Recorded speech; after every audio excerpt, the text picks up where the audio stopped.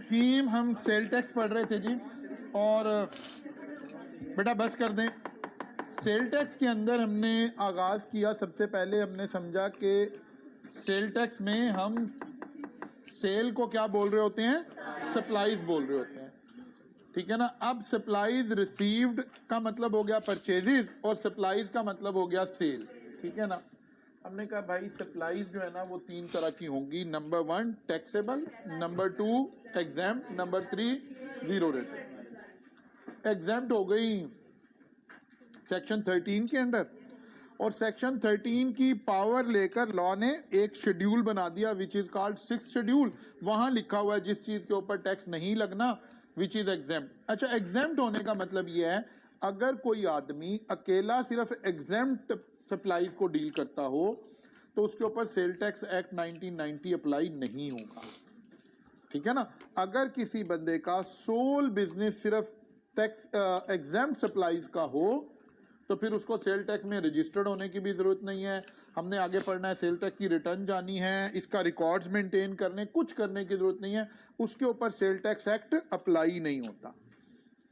लेकिन एक बंदे की सारी 100% जो सप्लाईज हैं दैट इज जीरो रेटेड, इसके ऊपर पूरा सेल टैक्स अप्लाई होता है। इसने रिटर्न भी जमा करानी है, इसने रिकॉर्ड भी मेंटेन करना है, इसका ऑडिट भी होगा, इसका सारा कुछ होगा। हाँ, इसने जब कस्टमर को टैक्स चार्ज करना है तो 0% पे चार्ज करना है। तो कस्टमर के शू में तो ये दोनों चीज़ें बराबर हैं। मैंने एक चीज़ खरीदी है उसके ऊपर मुझे 0% टैक्स लगा है, और एक चीज़ खरीदी है उस पर टैक्स लगा ही नहीं है। मेरे शू में तो एंड यूज़र के शू में तो बराबर है बात, लेकिन जो बंदा ये बिजनेस कर रहा है उसके शू में बराबर नहीं है। इस बंदे को रजिस्टर्ड होने की जरूरत नहीं है, इसके ऊपर सेल टैक्स एक्ट अप्लाई नहीं होता है, इसे सेल टैक्स की प्रोविजन अप्लाई नहीं करनी है। लेकिन इसके ऊपर 100% सेल टैक्स एक्ट अप्लाई होता है, इसे ऑल प्रोविजंस का कंप्लायंस करने की जरूरत है।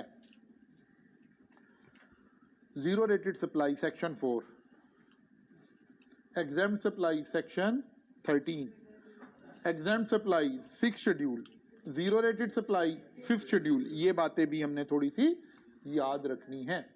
अच्छा जनाब, फिर हमारे पास आ गया जनाब इनपुट वर्सेस आउटपुट, और हमने इसको थोड़ा सा समझने की कोशिश की और कल इसकी डेफिनेशन पर पहुंच गए थे। What is input tax, what is output tax. Input tax का मतलब है ये वो टैक्स है जो आपको वापस मिल जाएगा। कैसे? जब आप आउटपुट चार्ज करेंगे तो अपने पैसे वापस रख के बाकी के पैसे गवर्नमेंट को जमा कराने। इसका फायदा ये हमारी कॉस्ट जीरो हो गई, बिजनेस की कॉस्ट जीरो हो गई। गवर्नमेंट ने तो एक चीज पर टैक्स लेना था ना, किसी एक बंदे से टैक्स लेना था ना। मतलब एक चीज है उसकी कीमत exclusive of sale tax 1 lakh रुपए है। गवर्नमेंट कहती भाई जो भी ये चीज कंज्यूम करेगा उसने 18,000 हमें भी देने हैं, तो 1,18,000 रुपए की चीज मिल रही है। अब एक हो सकता था कि गवर्नमेंट कहती कि एंड यूजर पर ही ले जाकर टैक्स लगाना है। आपको पता है हम एक कॉन्सेप्ट लेते हैं, इसीलिए सेल टैक्स का दूसरा नाम होता है वैट, ठीक है ना, वैल्यू एडेड टैक्स। यानी जैसे जैसे चीज आगे चलती है वैसे वैसे गवर्नमेंट को टैक्स आना शुरू हो जाता है, ठीक है ना। इसे इंग्लैंड वगैरह में तो बोलते ही वैट है, ठीक है ना, वैल्यू एडेड टैक्स। मतलब एक चीज चली, फर्ज किया टेक्सटाइल कॉटन प्रोड्यूस हुई, उस कॉटन की एक कीमत थी, यहाँ से गवर्नमेंट को टैक्स आना शुरू हुआ, फिर उस कॉटन का यान बन गया, फिर उसका फैब्रिक बन गया, फिर उसके गारमेंट बन गए, फिर वो गारमेंट आप लेकर आए एंड यूजर के तौर पर। असल में तो टैक्स आप पे लग रहा था। इन सब ने थोड़ा थोड़ा थोड़ा थोड़ा, मसलन यही 18,000 वाली एग्जांपल ले लेते हैं, हो सकता है 2,000 इसने दिया, 5,000 इसने दिया, 3,000 इसने, आखिर में आपने 18,000 दिया और पिछले सारों को वो वापस चला गया। लेकिन आपके देने पे नहीं गया, इसका इससे पिछले पे वापस चला गया था। हर 2 बंदों के दरमियान पिछले वाले का टैक्स हम वापस किए जा रहे हैं। बात समझ आ रही है? हमेशा ट्रांजैक्शन 2 लोगों के दरमियान में हो रही है ना, एक का इनपुट है दूसरे का आउटपुट है। जो मैंने इनपुट पे किया हुआ है मैं अपने आउटपुट में से माइनस करके अपने पैसे खुद रख लूंगा और बाकी के गवर्नमेंट को दे दूंगा। जब तक मैं एंड यूजर नहीं हूं, जब तक मैं एंड यूजर नहीं हूं, मेरे ऊपर कोई टैक्स नहीं लगा हुआ, सिर्फ मुझे थोड़ा सा गवर्नमेंट को सपोर्ट करना पड़ रहा है। नॉट ओनली कलेक्शन के लिए, कुछ मेरा पैसा भी इन्वेस्ट हो रहा है। जब मैंने चीज़ें खरीदी हैं तो उस वक्त मेरा पैसा तो इन्वेस्ट हो गया ना, मुझे पैसे तो जब वापस आएंगे जब बिकेंगे। तो कुछ अरसे के लिए मेरा पैसा बिजनेस में इन्वेस्ट हो गया, ऐसे ही समझने के लिए, लेकिन फिर मेरा पैसा वापस आ जाएगा। अगले पे स्विच, अगले पे स्विच, अगले पे, ये हम टोपियां घुमा रहे हैं सेल टैक्स में। अल्टीमेटली ये टोपी हमारे सर आनी है, एंड यूजर के सर आनी है, ये एंड यूजर पे टैक्स लगा हुआ है। ठीक होगी बात जी? तो इनपुट और आउटपुट का मतलब है, इनपुट का मतलब है वो टैक्स जो मुझे वापस मिल जाएंगे, आउटपुट का मतलब है उस टैक्स में से मुझे वापस मिलेंगे। ये वाला जो मैं कलेक्ट करूंगा अपने पैसे काट कर बाकी के जमा करवा दूंगा। ठीक होगी ना बात? अच्छा जनाब, सप्लाई की डेफिनेशन भी कल हम पढ़ गए थे। आज हमने चलना है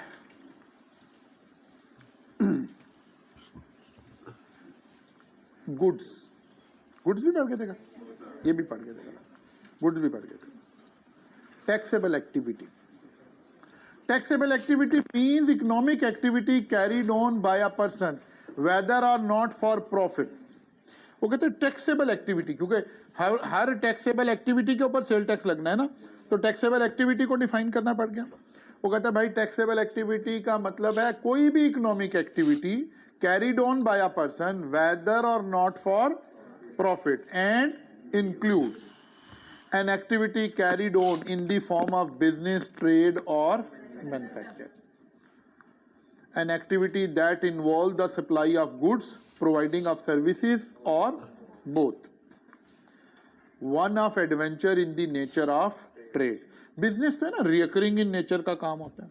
कोई वन ऑफ, मसलन हम टीचिंग के प्रोफेशन से हैं, हम कॉलेज ऑन करते हैं, हमें अचानक से कोई बात लगे कि मुझे लगे कि यार भाई मेरा इंग्लैंड में, वहाँ से फलां चीज़ अगर हम एक कंटेनर मंगवा लेना तो इसका ये फ़ायदा हो जाएगा हमें, और हम वो मंगवा भी ले तो, और ये अभी हमारा बिजनेस नहीं बना, रिकरिंग इन नेचर नहीं है, that is a one of activity. तो क्या इस पर भी टैक्स लगेगा? कहता है बिल्कुल लगेगा, ये भी टैक्सेबल एक्टिविटी की डेफिनेशन में आ गया। Anything done during the commencement or termination of economic activity.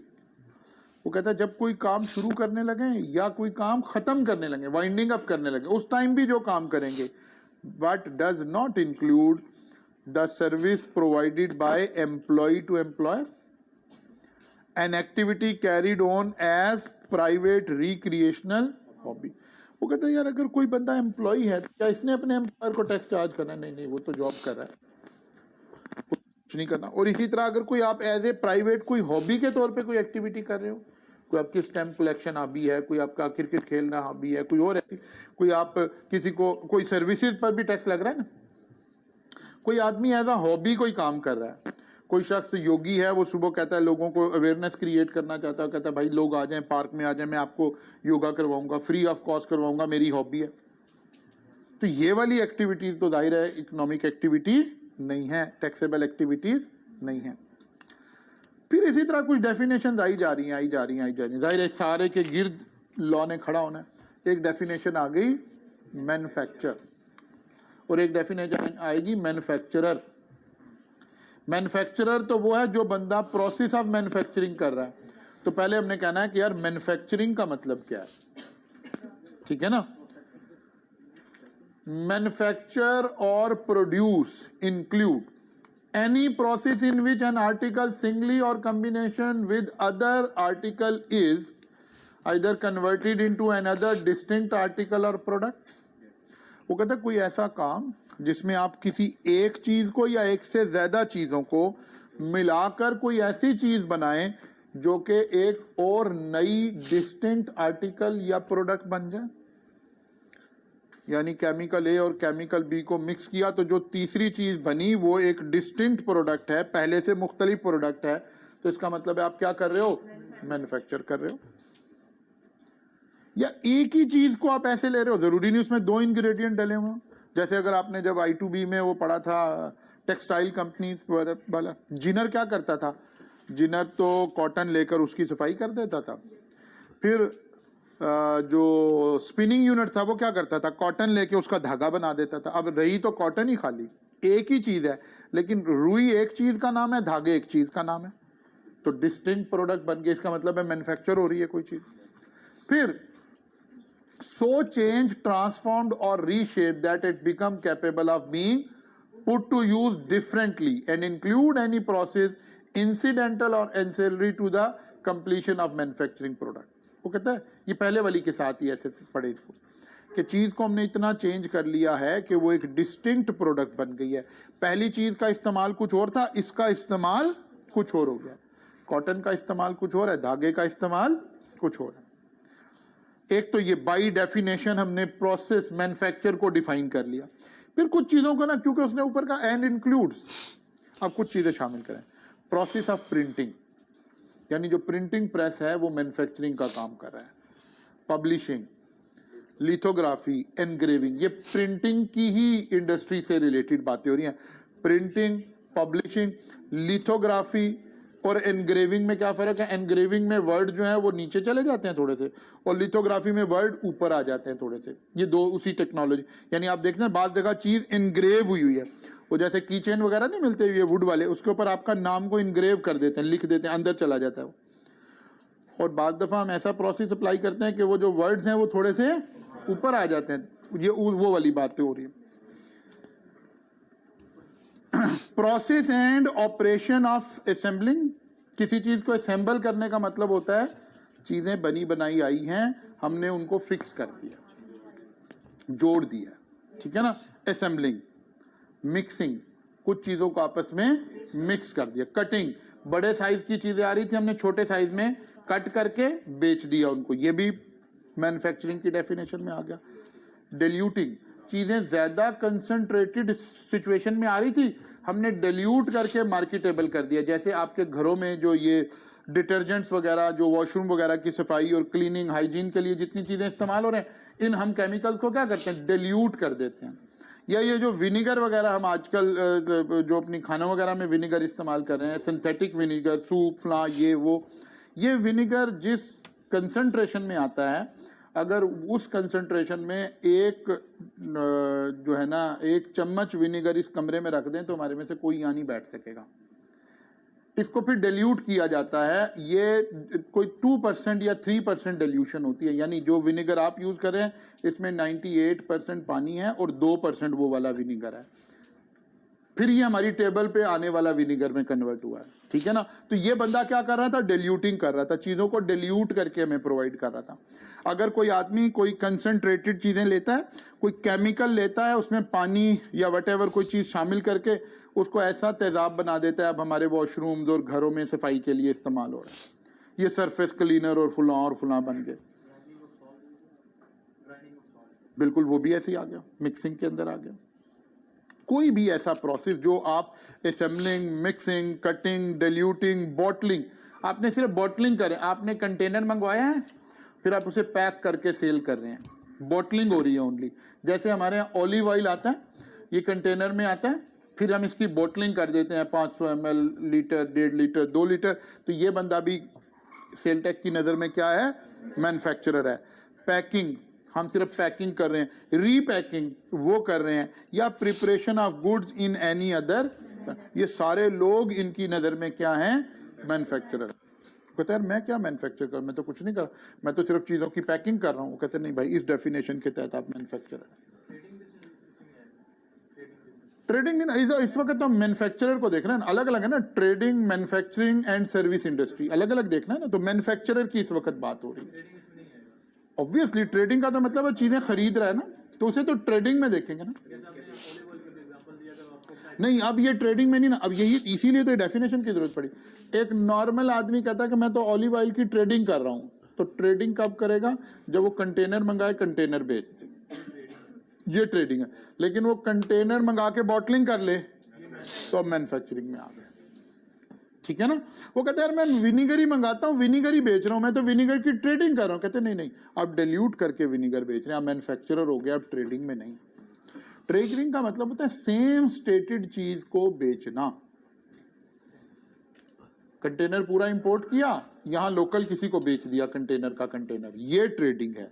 लेकिन अगर उसको डिल्यूट करके हमने उसकी शेप चेंज कर ली है, पैकिंग करके, रीपैकिंग करके, बॉटलिंग करके, किसी भी तरीके से हमने ये जितना हमारे कुकिंग ऑयल्स जितने भी आ रहे हैं ये सब क्या है, ये इम्पोर्टेड आइटम है ना, ये सब कंटेनर्स में आ रहे हैं। और फिर ये जो जितने भी ये हमारी कुकिंग ऑयल कंपनीज हैं, जो ऑयल मिल्स हैं, ये क्या कर रही हैं, ये उसकी पैकिंग चेंज कर रही हैं, बॉटलिंग कर रही हैं, रीबॉटलिंग कर रही हैं, पैकिंग कर रही हैं। तो ये सब लोग सेल टैक्स की नज़र में क्या हो गए, मैन्युफैक्चरर। ऑब्वियसली हम ये डेफिनेशन सेल टैक्स में पढ़ रहे हैं, हो सकता है किसी दूसरी जगह किसी दूसरे लॉ में हम इन्हें मैन्युफैक्चरर ना कहते हो। अब हम सेल टैक्स पढ़ रहे हैं, सेल टैक्स इनको मैन्युफैक्चरर कह रहे हैं। कॉटेज इंडस्ट्री, ज़रा इस पे देखिएगा, इसकी लिमिट चेंज हो जाती है, ज़रा देखें कोई चेंज तो नहीं है, ज़रा किताब से देख लें, आईकैप की किताब से टैली कर लें। Cottage industry means a manufacturing concern which fulfill each of the following conditions. Number 1, does not have industrial gas or electricity connection. अगर जब हम इलेक्ट्रिसिटी कनेक्शन लेते हैं तो 3 कैटेगरी के आते हैं। Number 1 domestic, number 2 commercial, number 3 industrial. वो कहता है इसके पास इंडस्ट्रियल कनेक्शन ना हो, ना गैस का इंडस्ट्रियल कनेक्शन हो, ना इलेक्ट्रिसिटी का, क्योंकि कॉटेज इंडस्ट्री का मतलब हम छोटी इंडस्ट्री को देख रहे हैं। तो जो ये इंडस्ट्रियल कनेक्शन ले रहे हैं वो छोटी इंडस्ट्री नहीं है। फिर is located in a residential area, और ये किसी इंडस्ट्रियल जोन में ना हो, ठीक है ना। जैसे हम कहते हैं ना ये हमारी सुंदर industrial zone, Quaid-e-Azam industrial zone, ऐसे ना हो, बल्कि ये कहीं उसमें हो, लोकल उसमें हो, रेजिडेंशियल एरिया में हो। Does not have a total labour force of more than 10 worker, 10 से ज़्यादा लोग वहाँ काम ना करते हो। And annual turnover from all supplies does not exceed 10 million. बस ये लिमिट आपने देखनी है, 10 मिलियन ही है, 8 मिलियन हो गया। अब ये 8 हो गया तो फिर इसको 8 पढ़ेंगे, अब कम कर दिए। हाँ पक्की बात है, ये हर साल चेंज हो जाती है, हर साल चेंज होती है, इसीलिए मैंने कहा कि यहाँ से चेंज कर लेते हैं। इज 8 मिलियन और ऊपर वर्कर 10 ही है। अच्छा बस चेंज करने का नहीं, चेंज करने कम किया, इसका मतलब है कुछ लोगों को हमने एंड में क्या कहना है कि कॉटेज इंडस्ट्री एग्जेम्प्ट है, इसका मतलब है ज्यादा लोगों को टैक्स नेट में लाने का फैसला हो गया। बाद दफ़ा बढ़ा देंगे तो कहते नहीं यार छोटे लोगों को भी रिलैक्स करें, कोई बात नहीं है। फर्ज किया इसे 10 मिलियन की बजाय दोबारा 12 मिलियन पे ले जाते हैं, तो इसका मतलब है थोड़ा रिलैक्स किया ताकि लोग इसमें से, क्योंकि कॉटेज इंडस्ट्री को हमने क्या कहना है, local supplies of goods made by cottage industry are exempt from sale tax. ठीक होगी ना बात। कॉटेज इंडस्ट्री कितनी कंडीशन है, 4 कंडीशन है। नंबर 1 इंडस्ट्रियल गैस या इलेक्ट्रिसिटी ना हो, रेजिडेंशियल एरिया में हो। नंबर 3 10 से ज्यादा वर्कर ना हो। नंबर 4 8 मिलियन से ज्यादा उसकी साल की सेल ना हो। इनमें से कोई एक चीज भी ब्रेक हो गई तो फिर वो कॉटेज इंडस्ट्री नहीं रहेगी। अब कॉटेज इंडस्ट्री की रिक्वायरमेंट नहीं है कि ये रजिस्टर्ड हो सेल टैक्स में, और ये जब रजिस्टर्ड ही नहीं होगी तो फिर इसको एग्जेम्पशन मिल जाएगी। अच्छा जी, फिर एक लफ्ज आ गया होल सेलर। अब होलसेलर का जनरल कॉन्सेप्ट तो हमें है कि ऐसा बंदा जो होलसेल में चीज़ें खरीदता है, बाय करता है, यानी नॉर्मली एंड यूजर को चीज़ें सेल नहीं करता। Wholesaler include a dealer and means any person who carry on whether regularly और not the business of buying and selling good by wholesale, supplying good directly और indirectly by wholesaler for cash और deferred payment और commission. ठीक है, यानी वो जो cell commission वाली बात होगी। It also include a person who store goods belonging to other as an agent for purpose of sale and supply goods to person who deduct income tax at source under income tax ordinance 2001। बस definition एक आ गई। Who is wholesaler? Retailer कौन है? A person supplying goods to general public for consumption.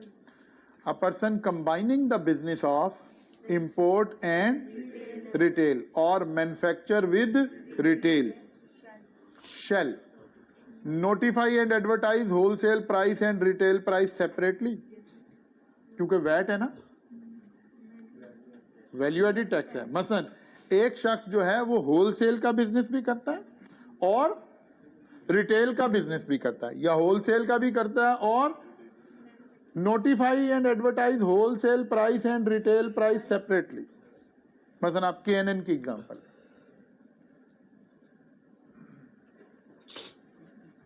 KNN की अपनी shops भी हैं जहां से आप KNN की प्रोडक्ट्स परचेज कर सकते हैं, ये जो फ्रोजन चिकन वगैरह मिल रहा है हमें, और KNN जो है वो हर ग्रोसरी स्टोर से भी आपको मिल रही है। जो ग्रोसरी स्टोर से मिल रही है वो कहाँ से आ रही, होलसेलर के थ्रू यहाँ तक पहुँची है, और जो हम अपनी शॉप पर ही सेल कर रहे हैं वो इस वक्त KNN एज आ रिटेलर काम कर रहा है। वो कह रहा है भाई इस KNN को चाहिए ये बताए कि इसके चिकन नगेट्स जो हैं होलसेल में हम 750 रुपये का बेचते हैं और रिटेल में हम 1200 का बेचते हैं, क्योंकि फिर इस पर 18% लगेगा और इस पर 18% लगेगा। अलग अलग बताए कि क्या रेट है इसका। बात समझ आइए ना। जो आप डायरेक्ट जनरल पब्लिक को सेल कर रहे हैं जाहिर है वो तो रिटेल प्राइस पे सेल हो रही है चीज, तो उसके ऊपर रिटेल प्राइस पे टैक्स चार्ज होगा। और जो आपने होलसेलर को बेचा है डिस्काउंटेड, तो जाहिर है आपने तो वैट है ना, वैट का मतलब है जितने की चीज मैंने बेची है उतने पे टैक्स चार्ज होना है। इसलिए उसे कहा जा रहा है कि वो अलग अलग बताए, notify and advertise wholesale price and retail price separately, declare the address of retail outlet, ये भी बताया कि भाई मेरे कहाँ कहाँ रिटेल आउटलेट्स हैं ताकि गवर्नमेंट अपना चेक एंड बैलेंस रख सके। अच्छा, अब इनमें से ना अभी हम जब थोड़ा आगे चलेंगे, अभी तो आपने सारी डेफिनेशन याद करनी है, रटा लगाना है हमने, ठीक है ना। अब आगे जी time of supply. Time of supply का मतलब है टैक्स कब चार्ज करना है, ठीक है ना। टाइम ऑफ सप्लाई का मतलब क्या है, टैक्स कब चार्ज करना है, कस्टमर को कब टैक्स चार्ज होगा, जब टाइम ऑफ सप्लाई कंसीडर होगा। मसलन मैंने चीज क्रेडिट पर बेच दी है, ठीक है ना, मैंने एडवांस रिसीव कर लिया, इस तरह की सिचुएशन। देखें सप्लाई ऑफ गुड्स, अगर मैं चीजें सप्लाई कर रहा हूं यानी चीजें सेल कर रहा हूं, supply means sale, the time at which goods are delivered और made available to the recipient of the supply. वो कहते हैं भाई टाइम ऑफ सप्लाई क्या है, जब चीजें डिलीवर होंगी, जब आपने टैक्स चार्ज करना है। या आपने अगले को कहा कि भाई चीजें तैयार हैं ले जाओ, अब वो लेके नहीं जा रहा, मेड अवेलेबल हो गई हैं, इसका मतलब है इनवॉइस काटें और टैक्स चार्ज कर दें, ठीक हो गया। Supply of goods under a hire purchase agreement, किस्तों पर अगर कोई चीज खरीदी है, the time at which agreement is entered into. Hire purchase का आज एग्रीमेंट हो गया, अभी चीजें सप्लाई नहीं की हैं, नहीं इनवॉइस काट दें। Services, time at which services are rendered or provided, ठीक होगी बात जी। If any part payment is received for a supply in a tax period, it shall be accounted for in the return for that tax period, and in respect of exempt supply, it shall be accounted for in the return for the tax period during which exemption is withdrawn from such supply. अब ये मैं explain करता हूँ ये दो बातें, पहले ऊपर वाली तीन को जरा फिर समझ। नॉर्मल बात, अगर चीजें बेच रहे हैं तो कब टैक्स काटना है, इनवॉइस कब काटनी है, at the time goods are delivered या मेड अवेलेबल। अगर चीजें किस्तों पर बेची हैं, at the time of agreement, delivered नहीं, ठीक है ना। सर्विसेज हैं व्हेन सर्विसेज आर डिलीवर्ड, ठीक होगी बात। अब ये एक बात लिखी है, ये क्या लिखा है, if any payment is received, यानी एडवांस पेमेंट की बात हो गई है,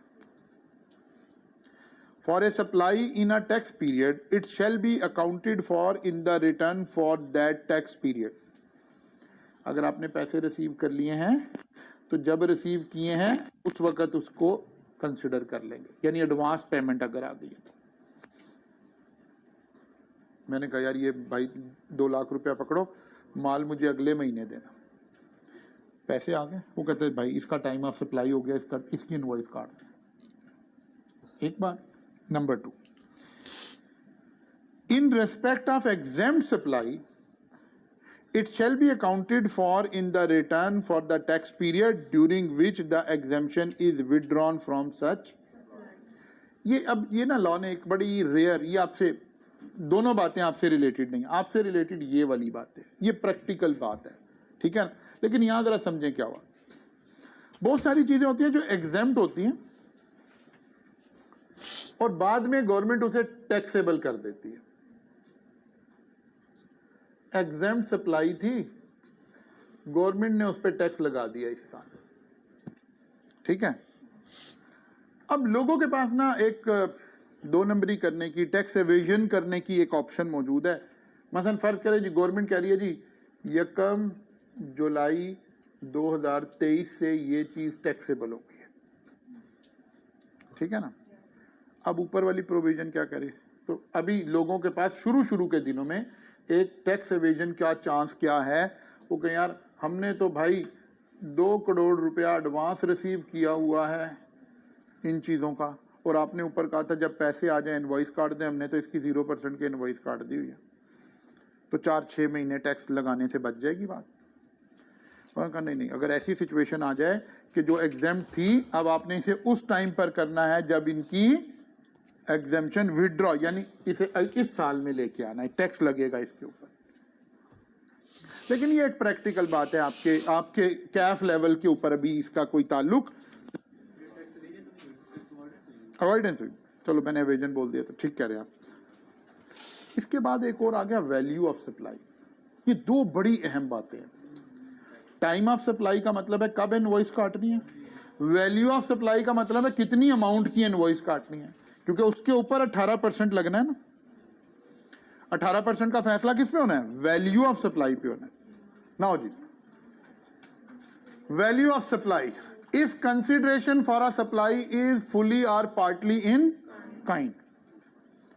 वो कहता है मतलब मैंने कोई चीज दी है और कोई चीज खरीद ली है, तो कितने की चीज बिकी है, open market price of the supply excluding the amount of tax. अब जरा इसको समझ लेते हैं, जरा देखिए जरा,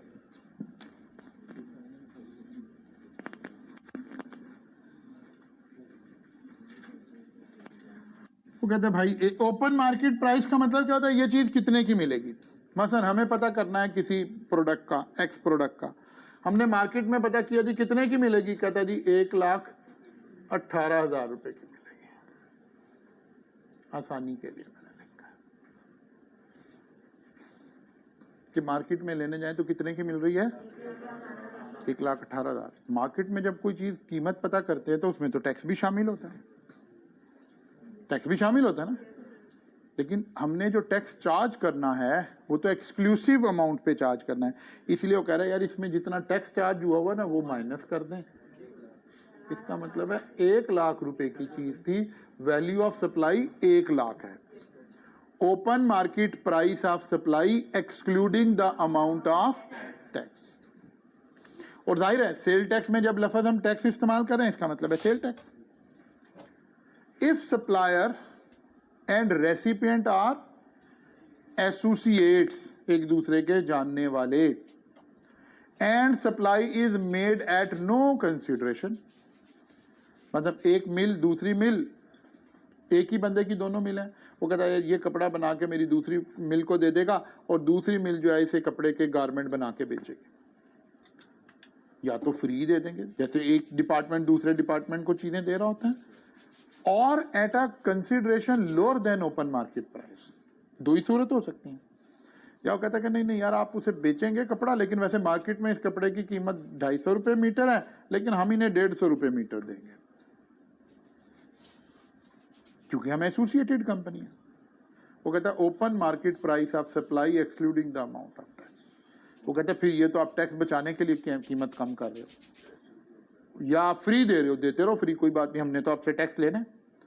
तो ओपन मार्केट प्राइस, जब ओपन मार्केट कह रहे हैं फिर वही वाली बात है, उसमें तो टैक्स शामिल है, इसीलिए साथ ही क्या लिखा हुआ है, माइनस टैक्स।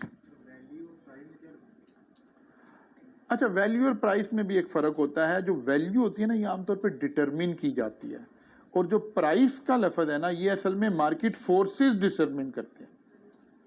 यानी हम ये नहीं कहते कि आज टमाटर की क्या वैल्यू है, ये नहीं कह रहे थे, टमाटर की क्या प्राइस है, क्योंकि मार्केट फोर्सेस डिटरमिन करेंगे, ठीक है ना। अगर हम कहीं किसी की वैल्यू कह रहे हो ना, तो इसका मतलब है हमने कोई कमेटी बनाई है, उन्होंने अंदाजा लगाया है, एस्टिमेट किया है। वैल्यूएशन अभी कभी पढ़ेंगे, अभी आगे चल के ना इसमें अकाउंटिंग में पढ़ेंगे कि बिजनेस वैल्यूएशंस कैसे होती हैं, तो उसके तरीके हैं, उसके जरिए से डिटरमिन की जाए। लेकिन वैल्यूएशन का मतलब होता है कि बंदा कोई वैल्यू अंदाजा लगा रहा है, और प्राइस का मतलब है मार्केट में कीमत ये है, तो देयर इज अ डिफरेंस, ठीक है ना। एक ही बात है, ये तकरीबन एक ही बात है, इसमें कोई फर्क नहीं है। अच्छा जी, if taxable supply is made to general public on instalment basis, किस्तों पर। आपको पता है जब चीज किस्तों पर मिलती है तो सस्ती मिलती है, महंगी मिलती है। तो अब मसलन बाइक की आजकल क्या कीमत है भाई, कोई भी आम जनरल पब्लिक की बाइक 70 की 1.5 लाख, चलो जी 70 की 1.5 लाख, लेकिन अगर हम 1 साल की किस्तों पर लेंगे तो कितने की, चलो 2 लाख लगा लेते हैं। अब सवाल ये पैदा हो गया कि टैक्स 1.5 लाख पे चार्ज करना है कि 2 लाख पे चार्ज करना है, ये सवाल पैदा हो गया। इसका जवाब वैल्यू ऑफ सप्लाई दे रहा है कि अगर जनरल पब्लिक को इंस्टॉलमेंट पर चीजें दी जाएंगी, open market price of the supply excluding the amount of tax 1.5 lakh पे, क्योंकि जो ऊपर आप पे कर रहे हो वो वैल्यू ऑफ सप्लाई नहीं है, वो तो आपका फाइनेंशियल अरेंजमेंट है, आप पैसे नहीं दे रहे, उसका अरेंजमेंट है, वो तो आप फाइनेंस कॉस्ट पे कर रहे हो, चीज की कॉस्ट नहीं पे कर रहे, ठीक है ना। Open market price of the supply excluding the amount of tax.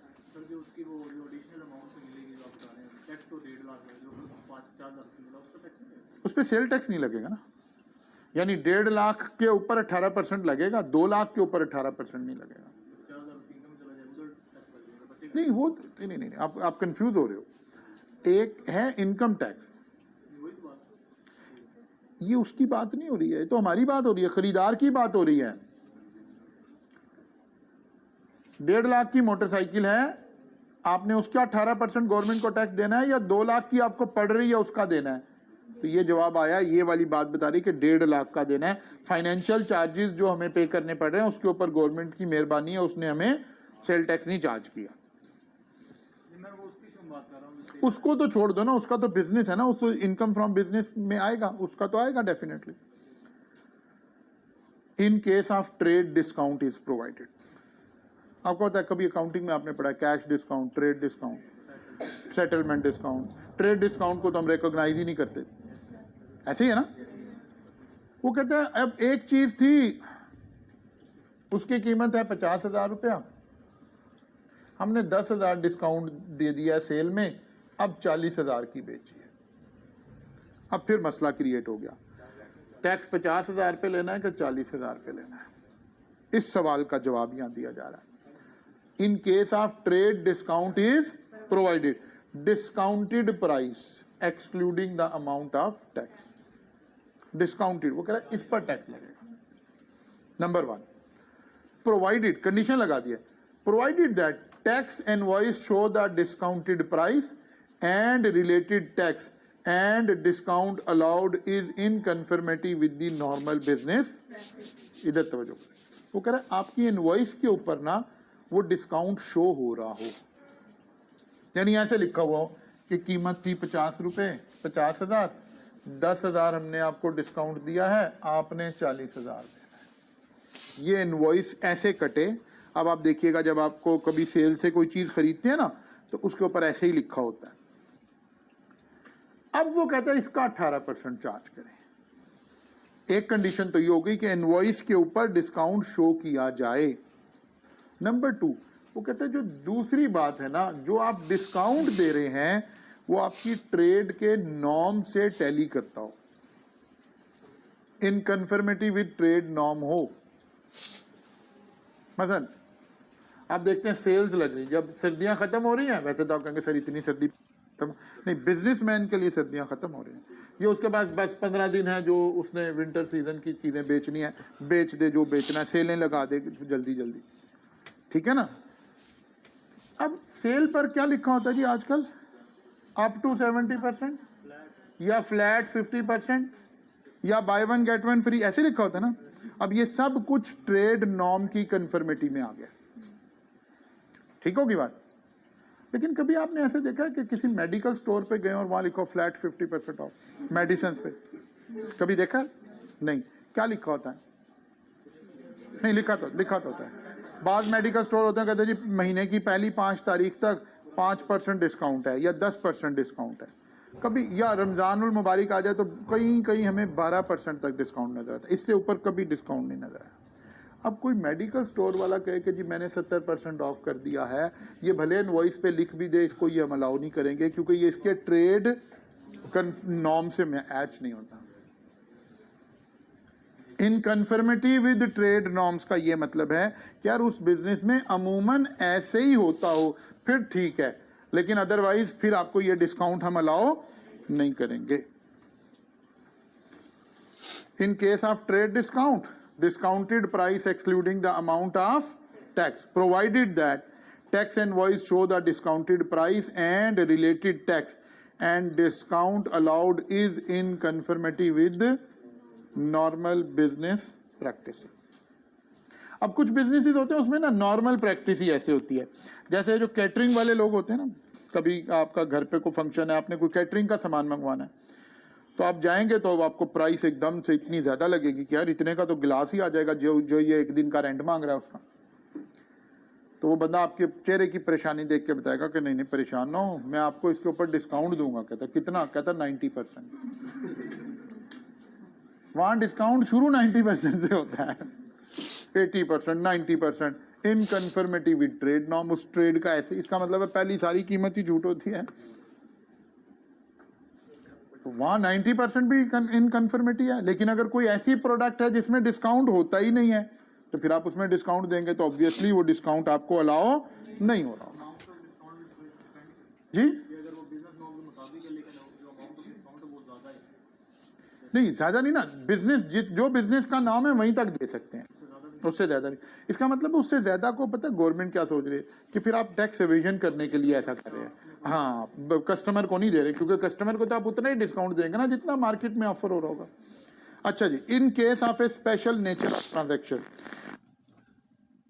The value, वो कहते कोई ऐसी कॉम्प्लेक्स ये कुछ ना प्रोविजंस ऐसी हैं, जरूरी नहीं आपको इस वक्त समझ भी आ रही हो। ये एक ऐसा सर्कमस्टांसिस क्रिएट होते हैं जिसके अंदर जाकर ये बात फिट करनी होती है, ठीक है ना।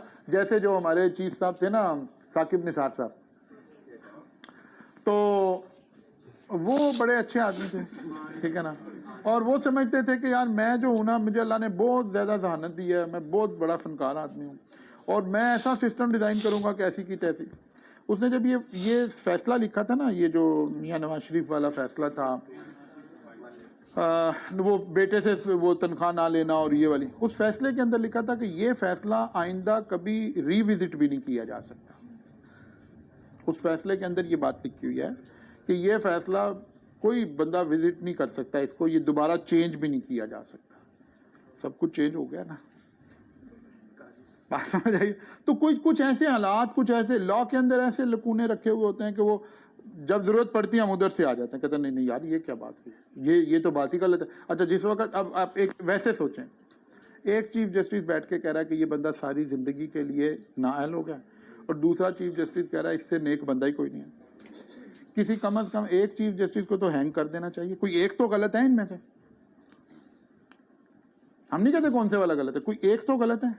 लेकिन ये वो निज़ाम की खराबी है जिसका रोना रोया जाता है कि भाई हमारे मुल्क का निज़ाम खराब है, कि एक ही वाक़ये में एक इदारे का जो हाईएस्ट, इससे ऊपर तो दुनिया के अंदर इंसाफ का कोई, हमारे पाकिस्तान में तो कोई वो नहीं हो सकता ना।